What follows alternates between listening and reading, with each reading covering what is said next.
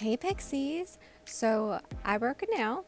This was a few weeks ago. You will see some videos like this, mostly prep type videos or fix videos thrown throughout with my new tips that I wear. So if you see some different lengths, and that's why, because I pre-filmed these, but I don't like to show them in a row because I want to show you manicures. So I just kind of save them then and then throw them in here and there for you. So what we're doing is we're going to use a tea bag to fix our chipped nail. So I have a tea bag that I emptied the contents out of. I have a small pair of scissors that I'm using to cut a piece of the tea bag that will fit across my nail so it's the correct length and width. And I'm going to use Double Dip Base, Double Dip Activator, and Double Dip Clear Dip Powder, which I do have a discount code for them if you check the description box below. So first we're going to apply our base, and I apply it to the whole tip of my nail and just beyond the chipped area, and I really focus on that chipped area, make sure I get it in the little grooves. And then we're going to take our tea bag and lay it right across that entire chipped area, plus the little bit beyond where we put the dip base. Since it's sticky, I'm using scissors to press down the tea bag. You want to make sure it's laying nice and flat because it will in the end be hard like your nail. So you don't want any bumps or anything like that. I already did a good bit of buffing and filing on this, which you'll see, to make it all nice and level again. So you don't want any bumps because that'll just cause you more buffing and filing. So I am just trimming off any of the excess because once again, the longer or wider it is than what it needs to be, the more reshaping you'll have to do. So I am just going to trim it up really good. Once I'm satisfied with that, I'm going to apply the Double Dip Base again to the entire tea bag plus a tiny bit beyond onto the actual nail.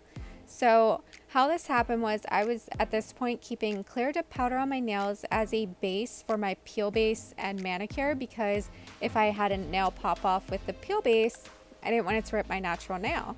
So I would go ahead and keep that clear dip powder on there as my foundation. I buffed my clear dip powder a little too thin, and then I jammed my nail and it broke the corner. So that's how we ended up here.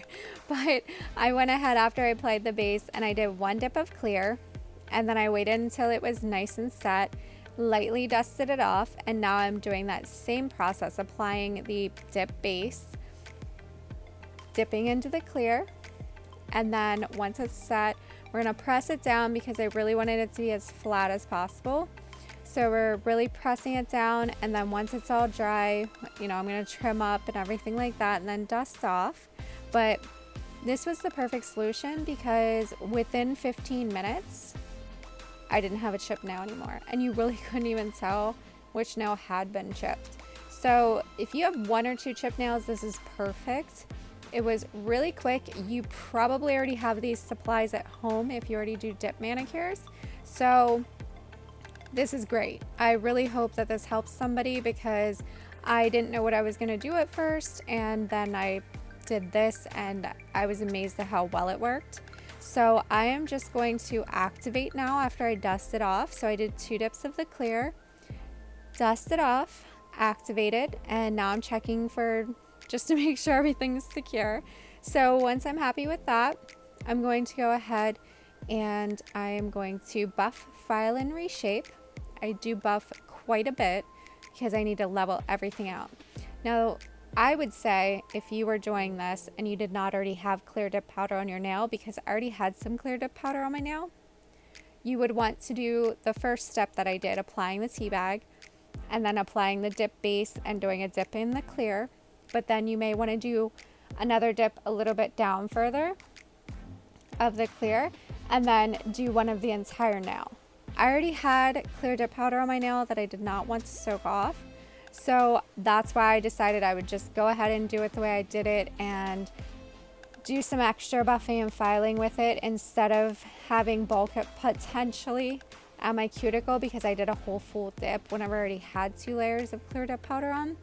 So I'm going to let you watch me buff, file, and reshape. I just wanted you to see it does take a little while to do the buffing and filing if you want everything to be nice and level. which if this is the foundation of your manicure, you do want it to be as level as possible because any little imperfection will show through your final manicure once you're done. So I'm gonna let you watch me do that, and I'll be back in just a minute.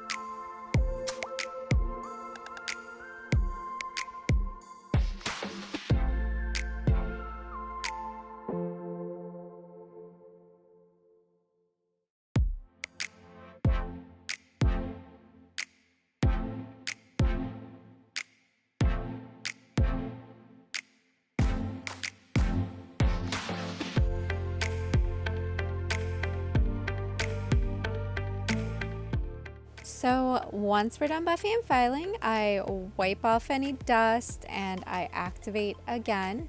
And look how amazing that looks. You like cannot even tell. It actually looks like my nail. I was amazed. Maybe you guys have seen this before, but I was pretty amazed. So I am going to finish up with gel. You could just do your dip top coat, but I like to put my peel base on top of my gel top coat. So I'm going to do a layer of my double dip gel base, and I'm going to cure that for 30 seconds, and I'm really capping the edges, making sure I'm getting around that whole tea bag area. So I'll cure that for 30 seconds, and now we're going to do our double dip gel top coat. So I'm going to do the same thing, cap the edges, and then cure it for 1 minute. Like I said, you could finish up with your dip top coat. That'd be perfectly fine as well. But that's our finished look. What do you think? If you like this video, please give it a thumbs up. To see more content, subscribe to the channel, turn on your notifications, new videos every Monday and Thursday. If you have any questions, leave a comment below or find me on Instagram @DippingPixie.